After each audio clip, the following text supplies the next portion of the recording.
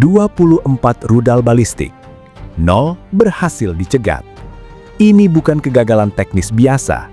Ini adalah momen yang mengguncangkan fondasi doktrin pertahanan udara modern. Apa yang sebenarnya terjadi di langit Kiev pada 5 Agustus 2026 lalu, dan mengapa ini bisa menjadi titik balik dalam Perang Besar Eropa abad ke-21?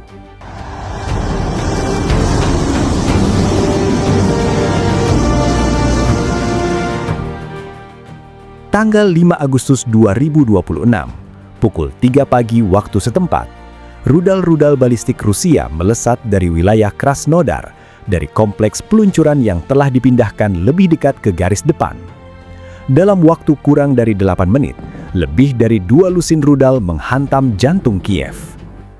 Untuk memahami apa yang terjadi, kita harus mundur sejenak. Sepanjang tahun 2026, Rusia telah mengubah strategi serangan udaranya. Bukan lagi serangan drone yang sporadis. Kini mereka mengandalkan kecepatan, kuantitas, dan kemampuan untuk membebani sistem pertahanan musuh. Ini adalah perang kelelahan di udara. Dan Ukraina, dengan segala keberaniannya, sedang kehabisan amunisi. Bukan amunisi biasa, tetapi rudal pencegat untuk melawan ancaman paling mematikan, rudal balistik. Kegagalan di Kiev bukanlah kejutan. Itu adalah kemungkinan yang telah diprediksi oleh para analis sejak awal tahun ini. Yang mengejutkan adalah skala dan kecepatannya.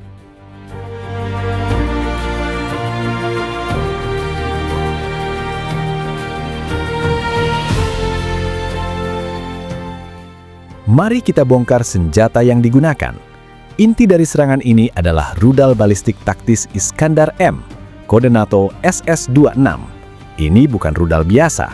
Iskandar-M terbang pada kecepatan Mach 6 hingga Mach 7, atau sekitar 7.400 km per jam.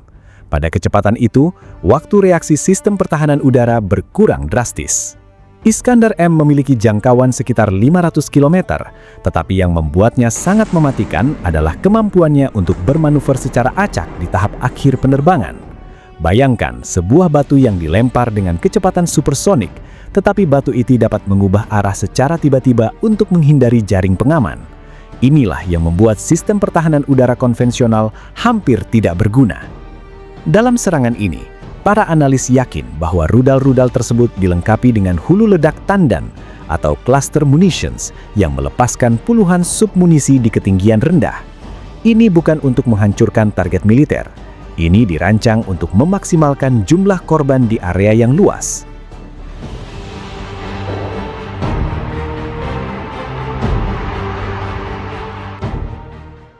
Lalu, bagaimana seharusnya Ukraina mencegat ini?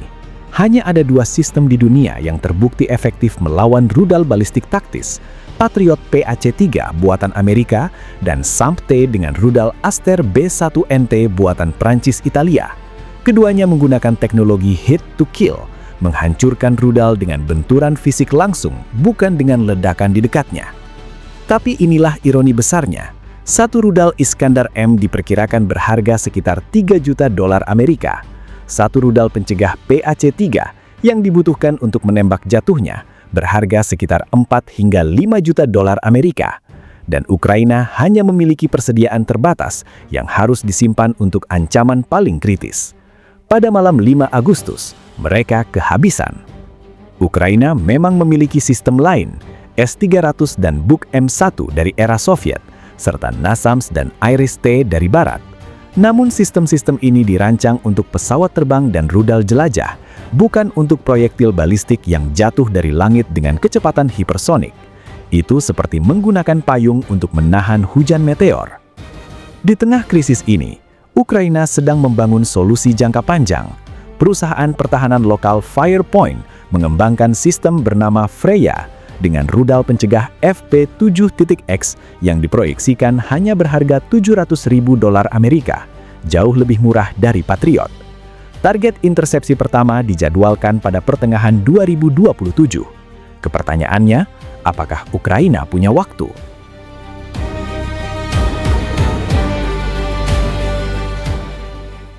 Namun, semua analisis teknis ini tidak boleh melupakan konsekuensi nyata di darat.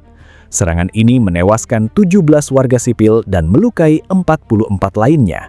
Pusat perbelanjaan epicenter yang bukan target militer hancur total. Stasiun kereta api kota yang biasa digunakan warga untuk evakuasi juga terkena dampak. Menurut laporan PBB, paruh pertama 2026 mencatat peningkatan korban sipil sebesar 37% dibandingkan periode yang sama tahun sebelumnya. Ini bukan kebetulan. Ini adalah perubahan taktik yang disengaja dari Moskow untuk menekan moral rakyat Ukraina. Tetapi ada ancaman yang lebih besar dan lebih diam-diam. Stasiun pengolahan air limbah Bortnichi yang melayani seluruh wilayah Kiev telah menjadi sasaran serangan berulang kali. Jika fasilitas ini gagal berfungsi, limbah mentah akan mencemari sungai Dnipro. Ini bukan hanya masalah lingkungan. Ini adalah ancaman wabah hepatitis A, disentri dan kolera di seluruh wilayah Ukraina Selatan. Dan jangan lupakan dampak psikologis. Warga Kiev kini hidup di bawah ancaman serangan rudal yang datang kapan saja, tanpa peringatan berarti. Bagi mereka, setiap malam adalah malam termenakutkan dalam hidup mereka. Ini adalah perang yang tidak hanya menghancurkan kota, tetapi juga jiwa.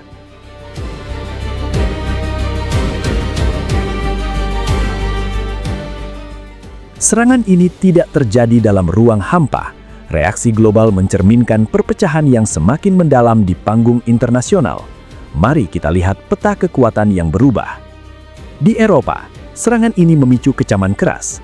Duta Besar Uni Eropa di Ukraina, Katarina Maternova, menyebutnya sebagai upaya menghancurkan Kiev dan mendesak pengiriman rudal pencegah Patriot yang lebih banyak.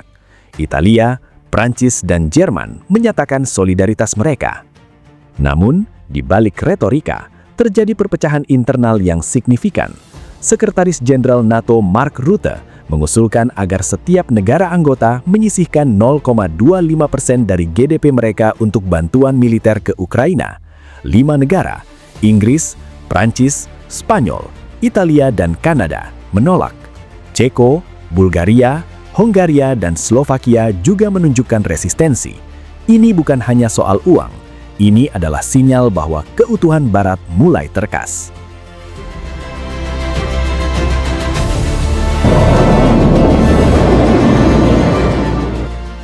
Jadi, apa yang telah kita pelajari dari serangan di Kiev pada 5 Agustus 2026 lalu?